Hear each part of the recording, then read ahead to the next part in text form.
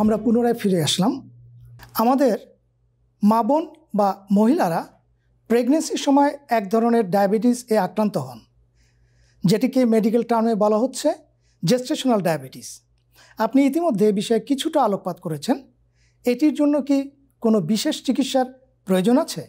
গর্ভকালীন diabetes বা গর্ভাবস্থায় যে ডায়াবেটিসটি হয়ে থাকে তাকে একটি বিশেষভাবে সংজ্ঞায়িত করা হয়ে থাকে। সাধারণত কোনো মায়েদের যদি টাইপ 1 বা টাইপ 2 ডায়াবেটিস আগে থেকে না থাকে, তাহলে 24 থেকে 28 সপ্তাহের সময় পরীক্ষা করে দেখতে হয় যে রক্তে গ্লুকোজের পরিমাণ বেড়ে গিয়েছে কিনা। সাধারণত দেখা যায় যে শতকরা 12 থেকে 16 ভাগ মায়েদের এই গর্ভকালীন সময়ে ডায়াবেটিস হওয়ার সম্ভাবনা থাকে। এটি কেন হয়? কারণ হচ্ছে যে গর্ভাবস্থায় যে ফুল তৈরি হয় বা প্লাসেন্টা, সেখান থেকে কিছু হরমোন আসে যেগুলো শরীরের ইনসুলিনকে ভেঙে ফেলে এবং সেজন্য শরীরে ইনসুলিনের কর্মক্ষমতাও কমে যায়। এই সমস্ত কারণে গর্ভকালীন সময়ে মায়েদের ডায়াবেটিস হতে পারে। এখন কারো যদি গর্ভকালীন সময়ে কারো যদি ডায়াবেটিস হয়, তাহলে বাচ্চা জন্ম হওয়ার 6 থেকে 12 সপ্তাহের মধ্যে কিন্তু আবার রক্তের সুগার পরীক্ষা করে দেখতে হবে যে ডায়াবেটিস আছে কিনা। কারণ যাদের গর্ভকালীন ডায়াবেটিস হয় তাদের কিন্তু পরবর্তীতে টাইপ 2 ডায়াবেটিস হওয়ার সম্ভাবনা থাকে। তো কিভাবে এটিকে প্রতিরোধ করা সম্ভব? নিয়মিত পরিমিত খাবার খাওয়া, পুষ্টিকর খাবার খাওয়া, যেগুলোতে কমপ্লেক্স কার্বোহাইড্রেট আছে, যেমন আলু, মিষ্টি আলু, ভুট্টা, যব, ফলমূল, শাকসবজি, এগুলো খাওয়ার জন্য আমরা পরামর্শ দিয়ে থাকি। নিয়মিত ব্যায়াম করার কথা বলে থাকি, পরিমিত ব্যায়াম, হাঁটাচলা করতে হবে। এবং কারো যদি গর্ভকালীন ডায়াবেটিস হয়ে যায় তাহলে কিন্তু ঔষধ আছে, আমরা বলি মুখে খাওয়ার জন্য যে ম্যাটফর্মিন, সেটা দেওয়া যায়। এবং বিভিন্ন রকম ইনসুলিন কিন্তু মায়েদের দেওয়া যায়, সেটা প্রেগনেন্সি অবস্থায় ইনসুলিন নেওয়া যেতে পারে কারো যদি গর্ভকালীন ডায়াবেটিস হয়। আমরা জানি রোগের লক্ষণগুলোর বাইরে ডায়াবেটিস শনাক্তকরণে ব্লাড সুগার একটি অত্যন্ত প্রয়োজনীয় পরীক্ষা। এছাড়া আর কি পদ্ধতিতে ডায়াবেটিস শনাক্ত করা যায়? আমরা জানি যে কেউ ডায়াবেটিসের কারো লক্ষণ দেখা দিলে আমরা বলি যে প্রস্রাব পরীক্ষা করতে, এবং আমরা বলি যে প্রস্রাবে কোনো সুগার বা গ্লুকোজ যাচ্ছে কিনা সেটি দেখা হয়।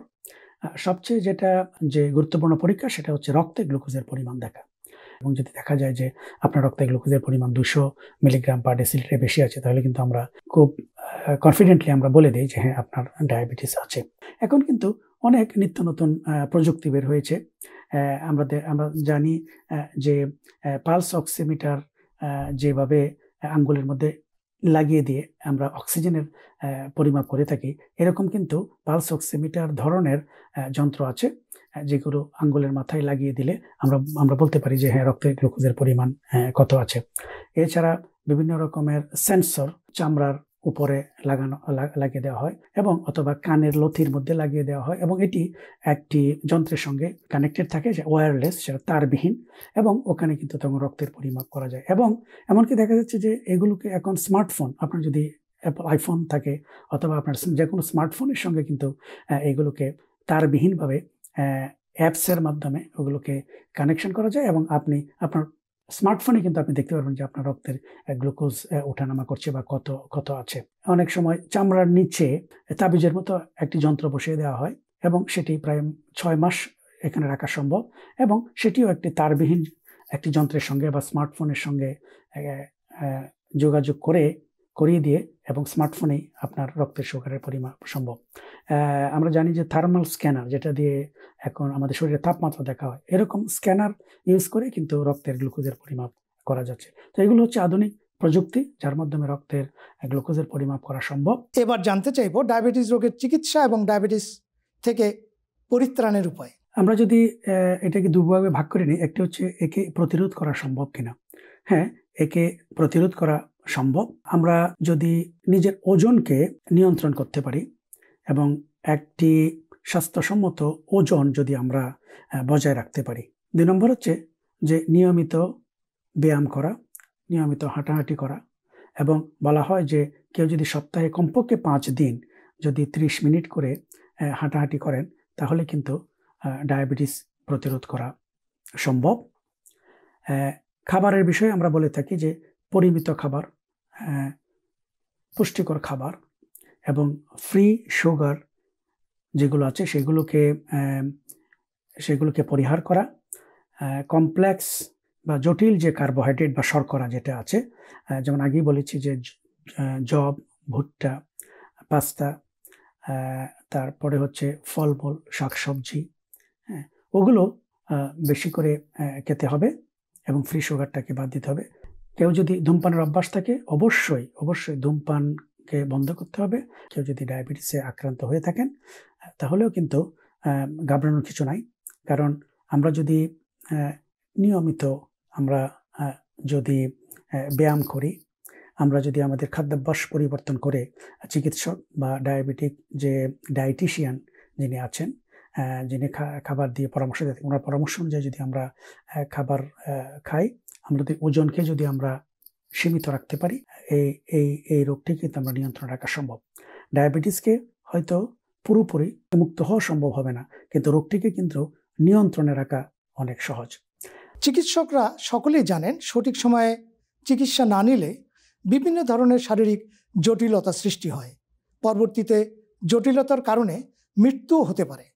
ডায়াবেটিস কমপ্লিকেশন বা জটিলতা নিয়ে বিশেষত ডায়াবেটিক রেটিনোপ্যাথি, নেফ্রোপ্যাথি, কার্ডিওপ্যাথি, নিউরোপ্যাথি ইত্যাদি বিষয়গুলো সংক্ষেপে জানতে চাচ্ছি। ডায়াবেটিস রোগের জটিলতা নিয়ে বলতে গেলে আমরা বলতে পারি যে কারো যদি ডায়াবেটিস থাকে তাহলে রোগী ওষুধ খাচ্ছেন, ইনসুলিন নিচ্ছেন, হঠাৎ করে কিন্তু গ্লুকোজের মাত্রা শরীরে অনেক কমে যেতে পারে, এবং যদি অনেক কমে যায় তাহলে কিন্তু বেশ লক্ষণ দেখা দেয়, এবং তখন কিন্তু এর জন্য সঙ্গে সঙ্গে গ্লুকোজ জাতীয় খাবার খেয়ে নিতে হবে। এছাড়া কোনো সময় দেখা গেছে যে ডায়াবেটিস কোনো নিয়ন্ত্রণেই নেই, অনেক সুগার বেড়ে গিয়েছে এবং তাতেও কিন্তু শরীরের অনেক ক্ষতি হতে পারে। এছাড়া ডায়াবেটিস রোগের দীর্ঘমেয়াদী কতগুলো জটিলতা রয়েছে, সেই জন্যই এই ডায়াবেটিস রোগটি নিয়ে আমরা এত কথা বলে থাকি। ডায়াবেটিস যদি কারো থাকে তাদের কিন্তু অন্ধত্ব হওয়ার সম্ভাবনা অনেক বেশি, এবং দেখা গেছে যে পৃথিবীতে যত অন্ধত্বের কারণগুলোর মধ্যে প্রায় 2.5% লোক হচ্ছে যে অন্ধ হচ্ছে, তার কারণ হচ্ছে ডায়াবেটিস। ডায়াবেটিস আমাদের শরীরের ছোট ছোট যে ধমনীগুলো আছে এগুলোকে আক্রান্ত করে, এবং অনেক সময় বড় বড় ধমনীকে আক্রান্ত করতে পারে। বড় বড় ধমনীকে আক্রান্ত করলে যেমন আমাদের স্ট্রোক হতে পারে, তাছাড়া এটা চক্ষুকে আক্রান্ত করতে পারে। আমরা সেটি আক্রান্ত হলে চক্ষুর যে পিছনের দিকে যে রেটিনা আছে সেই রেটিনাতে পরিবর্তন হয় এবং কিন্তু অন্ধ হয়ে যাওয়ার সম্ভাবনা থাকে। এছাড়া চোখের মধ্যে যে প্রেশার আমরা বলি গ্লুকোমা সম্ভাবনা থাকে, তাদের যে ছানি রোগ বা ক্যাটারেক্ট সেগুলো হওয়ার কিন্তু সম্ভাবনা অনেক বেড়ে যায়। তাছাড়া ডায়াবেটিস রোগটি কিডনিকে আক্রান্ত করতে পারে। কিডনিতে যেটা হয় সেটা হচ্ছে যে প্রস্রাবের মধ্যে অনেক বেশি করে প্রোটিন বের হয়ে যেতে পারে এবং কিডনি আলটিমেটলি বিকল হয়ে যেতে পারে। ডায়াবেটিস আমাদের স্নায়ুতন্ত্র বা স্নায়ুযন্ত্র যেটা আছে, আমাদের শরীরের যে নার্ভ আছে সেগুলোকে আক্রান্ত করে, এবং দেখা যায় যে হাত পা খুব জ্বালাপোড়া করছে এবং ঝিনঝিন করছে এবং অনেক ব্যথা অনুভূত হয়।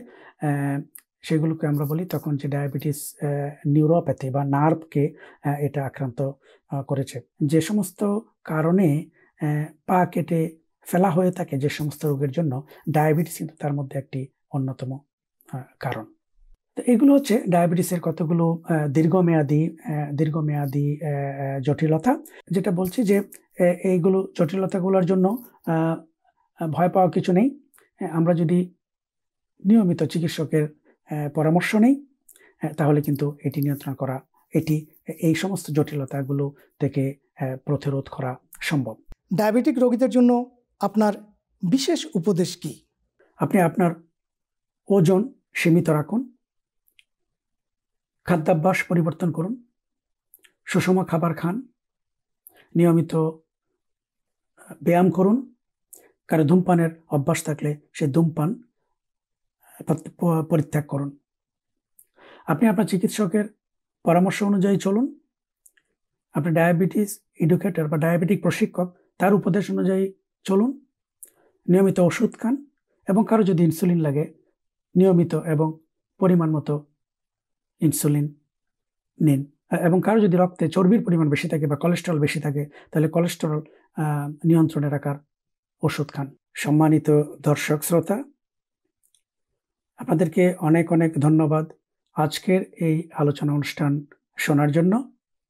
ধন্যবাদ নন্দন টেলিভিশনকে। আমরা আশা করব আপনি আপনার ডায়াবেটিস নিয়ন্ত্রণে রাখুন, সুস্থ থাকুন।